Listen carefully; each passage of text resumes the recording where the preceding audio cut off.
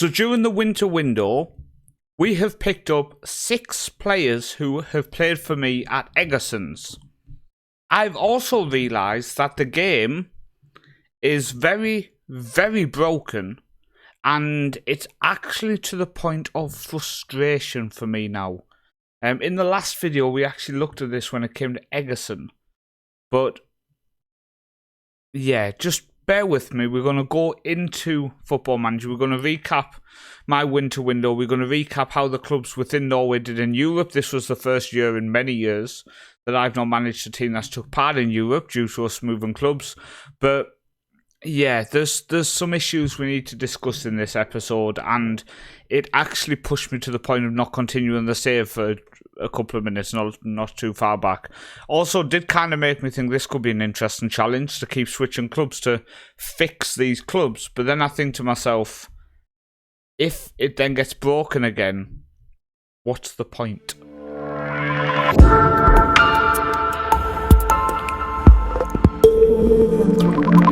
So welcome to this episode of Football Manager. If you are enjoying the series, please go into the comments and let me know, because, yeah, the issues have been pushing me over the edge a little bit. So we're going to have a look at our ins and outs and go through everything. So first off, our outs then. So Brennan went to Elfsborg for $500,000. He had been on loan to them, so that deal was fixed. Kieta went to Man City for $5.25 million. We paid $50,000 for him. He played 1.5 seasons for us, and we sold him for $5.25 million.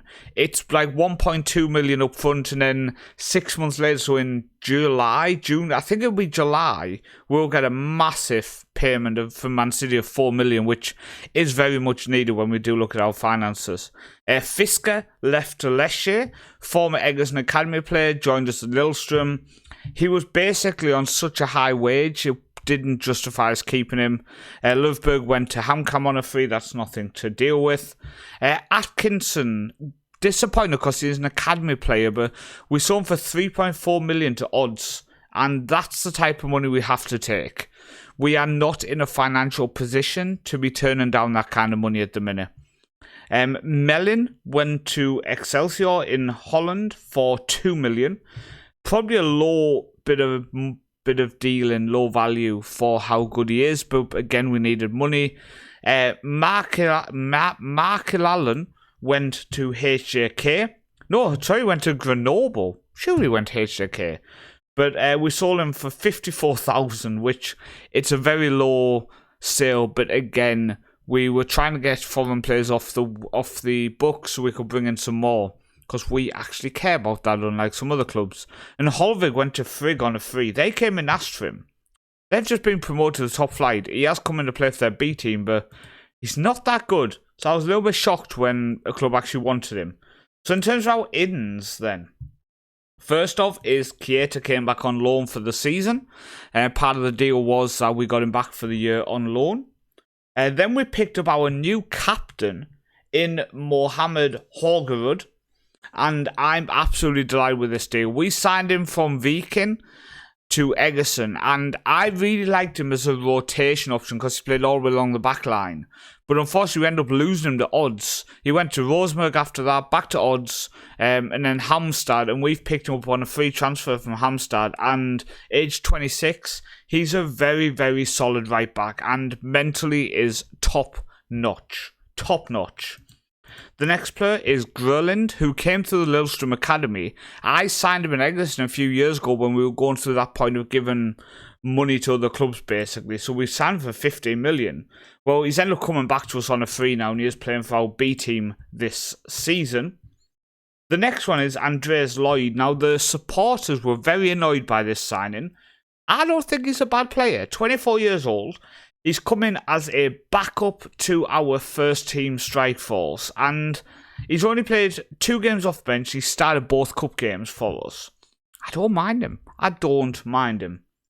Next one, Joachim Guttelsrod has joined us. Now, bear in mind, this was a former golden boy. More of that to come. But we picked him up, $2.5 million we paid Egerson. I'm absolutely delighted. I am absolutely delighted. I can't believe Egerson had him in the B team and transfer listed. So we brought him in. Really, really pleased with that. The next one is another transfer list of player who came through the Egerton Academy in Tvete Arsen. And again, really, really pleased. Labelled as centre-back, but for me, he's defensive midfielder with that 5'10" height. I really like him, and I am over the moon that we've managed to bring him in defensive midfield. The next player is Orian Mahler, again transfer listed, and again can play both fullback positions, can play defensive mid and centre mid. I really like him. We picked him up at Egerson's, and he became a very, very good rotation option for me over the couple of years he was with us. And to bring him to us for 1.2 million, I think was money well spent. This is a steal. We've signed him for 2 years on loan with the option to buy for 3 million at the end. 21 years old now, Dutch and Suriname. You can see also just over 2 years, and he will become a Norwegian citizen. He's way too good for Egerton to have dumped in the B team and listed him for loan and basically claimed they don't want him. He's way too good for that. Way too good. And then on deadline day, we picked up this little steal to go and play in our B team for the year. If he develops, he develops. If he doesn't, he doesn't. But the fact he can play centre mid, attacker mid and striker. Abdullah Fofana comes in for 210k, and I think there's profit in him no matter what. He's played 9 games as a striker for the B team, scoring 2, 1 assist. So he does need to kind of improve there, but it's a good deal in my opinion. So this year we spent 4.7, we've sold 4.7, but last year we sold 9, spent 9.25, so we are a little bit over in terms of what we've been spending, but we have had to completely rebuild this squad, and we are at the point now where I could quite happily go with this squad for a couple of years and be very excited by the potential, the development and the all-round depth in our first team squad. When we look, Lil Strad in goal came from Egerton, really, really good. One thing I will mention, that it's been working as well. He is injury prone as a con. So what I've been doing in his training, I've got his intensity at half intensity, and he's not picked up any knocks this year. Where with Egerton, he was picking up the odd knocks, so I'm really pleased with that. But Horgerud at right back, in the last game I did play Arneson as centre back because we were struggling with a bit of an injury to Hansen. But if we go back to the normal stand lineup so we can discuss this squad with you. And then he comes in there, and that's okay. So we have Hansen centre back, who we picked up on a free from Nottingham Forest, can be with us for a good few years. We got academy player Anders Sunday at centre back as well, who I also really, really like. At left back recently is Teja Anderson, who is a wing back. He can play left wing mainly. 16 years old, 27 games. You can see here I do have a personal instruction of him to be a wing-back when he plays. And then we have Nehemiah on loan from Egerton for his second season with us. Only 18. Now 6 caps for Norway. And Arneson alongside him, 22 years old. And then in the attacking strata we have Fury, who again, let's just recap. We paid 100k for him. Wow. He has just been insane. And then we have Maui on loan from Egerton. And then on the left wing, we have Guttlesrod coming in from the left wing at the minute.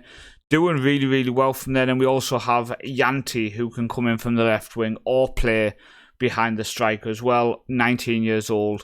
And up front, in Hagelin, 38 games in the league. 29 goals since he came to us. What a team. What a team we are putting together here. We have depth in all positions on the bench. I'm blown away with how good our team is looking. Now, in terms of how we're looking so far in the league, you can see here, we won every game in April. Then in May, we had a very busy month where we dropped points against Berdeglimt at home before draw away to Hamkam, but we did win every other game, including 2 games in the Cup. And we've just drew away to Osana, but we've been struggling fitness-wise and player-wise, but we are top of the league. After 10 games, we've won 7, drew 2, lost 1.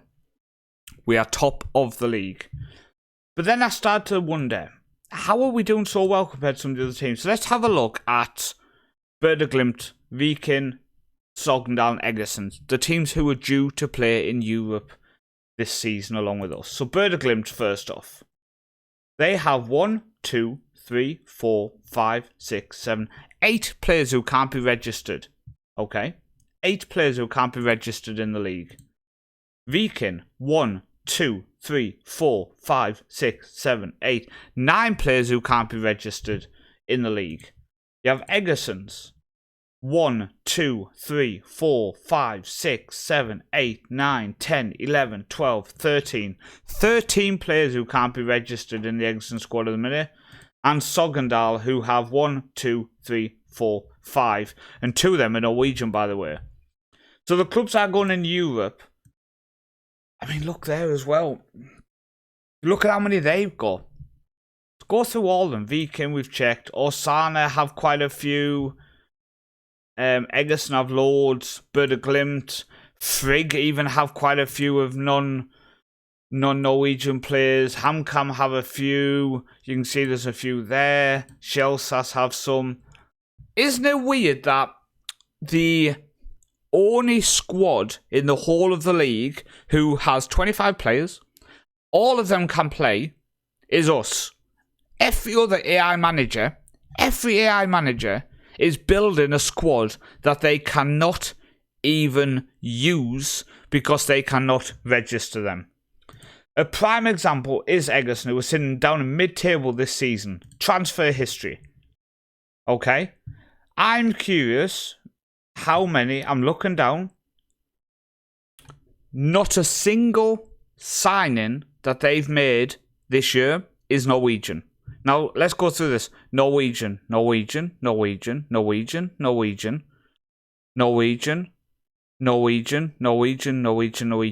So they are selling an absolute boatload of Norwegian players and not signing any. The next year, not a single, maybe no, Portuguese.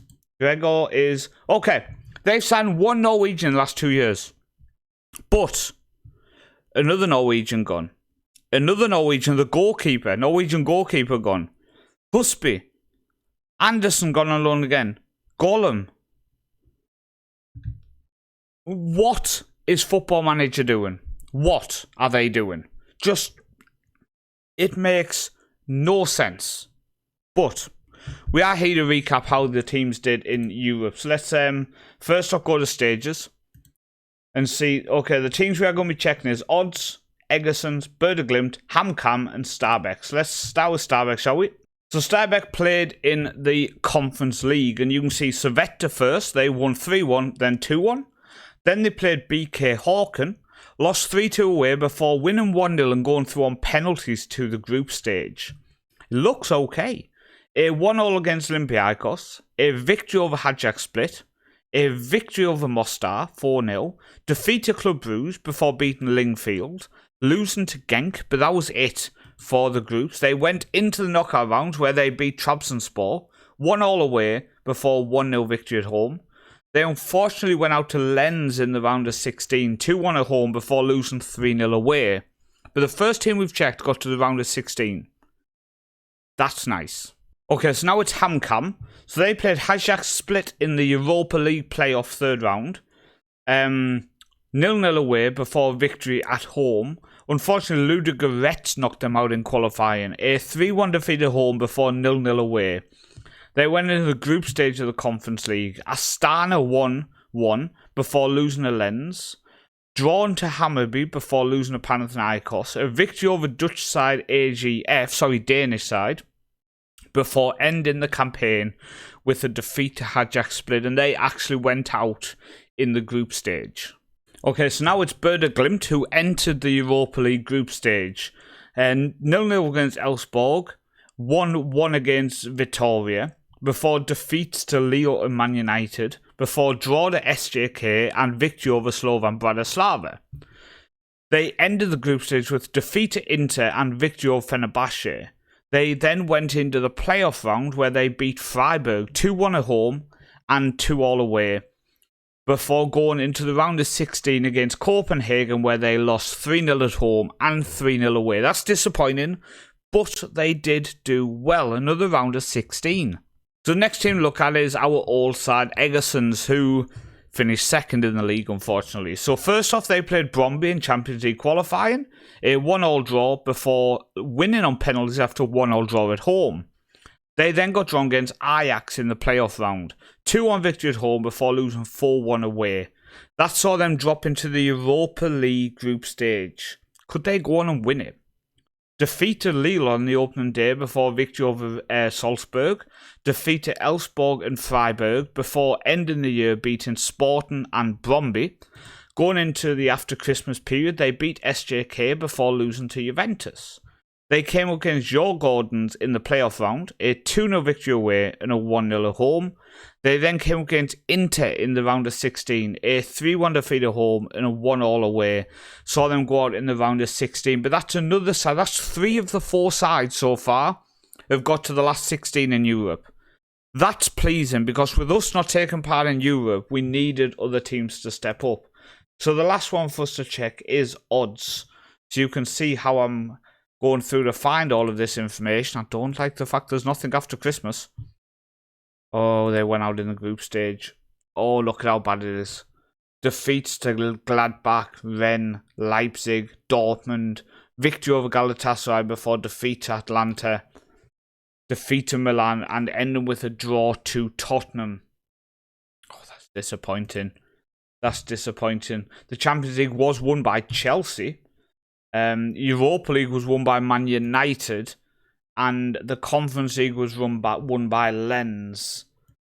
But how's that all affected us? So first off, the league has remained in 8th.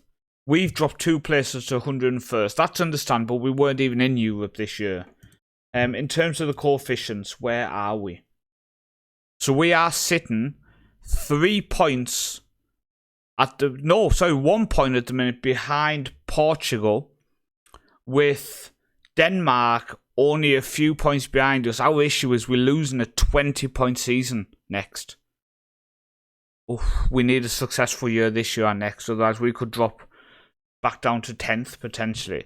But we could overtake Portugal this year if we can have a successful campaign in Europe. And I think us at Lillestrøm are pivotal to that because we actually have a really good squad this year. And we are entering in the Europa League. So the dream is we could go well in the Europa League, if not drop into the Conference League.